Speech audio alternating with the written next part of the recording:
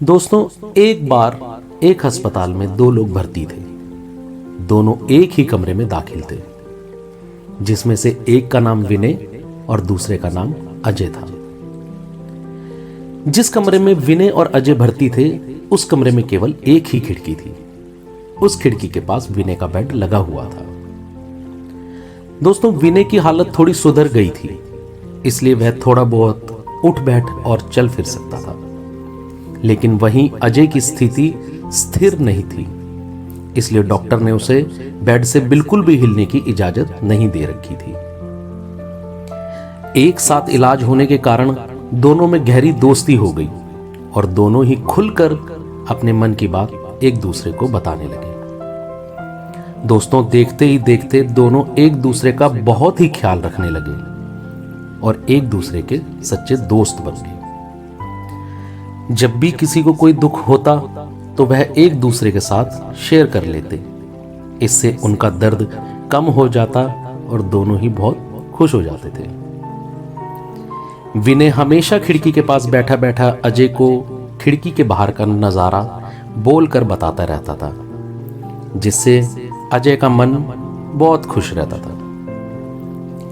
विनय हमेशा उसे बताता रहता था कि आज पार्क में इतने लोग घूम रहे हैं, मंदिर में आज कोई आयोजन हो रहा है, पास के स्कूल में क्या हो रहा है, आज बाहर का मौसम कैसा है, बच्चे खेल रहे हैं, वगैरह वगैरह।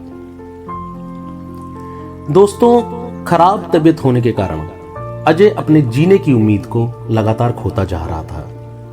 लेकिन विनय की इन सब बातों को सुनकर वह खुश हो जाता था और धीरे धीरे वह अपनी बीमारी को भी भूलता जा रहा था।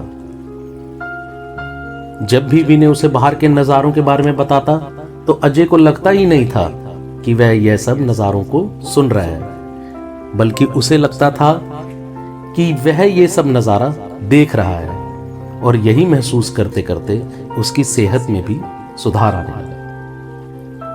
विनय हमेशा ही अजय को पॉजिटिव बातें ही बताता था, जिससे कि अजय पर अच्छा प्रभाव पड़े। इसलिए विनय अजय को बाहर की रंगीन दुनिया का नजारा हमेशा ही बताता रहता था। दोस्तों, यह सिलसिला काफी दिनों तक चलता रहा, जिससे कि अजय की तबीयत में दिन प्रतिदिन सुधार होने लगा। लेकिन एक दिन अचानक ही विनय की तबीयत बहुत ज्यादा बिगड़ गई और विनय की मौत हो गई। जब यह खबर अजय को पता चली तो वह बहुत ही दुखी हुआ और बहुत ही रोया कि मैंने अपना सच्चा साथी खो दिया। विनय को याद करते हुए अजय ने अगले ही दिन नर्स से उस खिड़की के पास वाले बेड पर शिफ्ट होने का अनुरोध किया, जिस पर कि विनय था। दोस्तों, नर्स ने अजय से पूछा कि तुम इस बेड पर शिफ्ट क्यों होना चाहते हो? तब अजय ने दुखी मन से बोला, मैं इस खिड़की से वह नजारा देखना चाहता हूं जो विनय हमेशा मुझे सुनाता रहता था। नर्स ने अजय के अनुरोध पर उसे उस बेड पर शिफ्ट कर दिया। लेकिन अजय ने शिफ्ट होते ही जब खिड़की के बाहर देखा तो अजय हैरान हो गया। वहां तो कुछ भी नहीं था, केवल एक सीमेंट की दीवार ही वहां खड़ी थी। वहां ना तो लोग पार्क में घूम रहे थे, ना ही किसी मंदिर में कोई आयोजन हो रहा था, ना ही कोई बच्चे खेल रहे थे। ऐसा वहां कुछ भी नहीं था जिसके बारे में विनय अजय को हमेशा बताता रहता था। दोस्तों, तब अजय को एहसास हुआ कि विनय ये सब सिर्फ इसलिए मुझे बताता रहता था क्योंकि यह सब सुनकर वह अपनी बीमारी को भूल रहा था।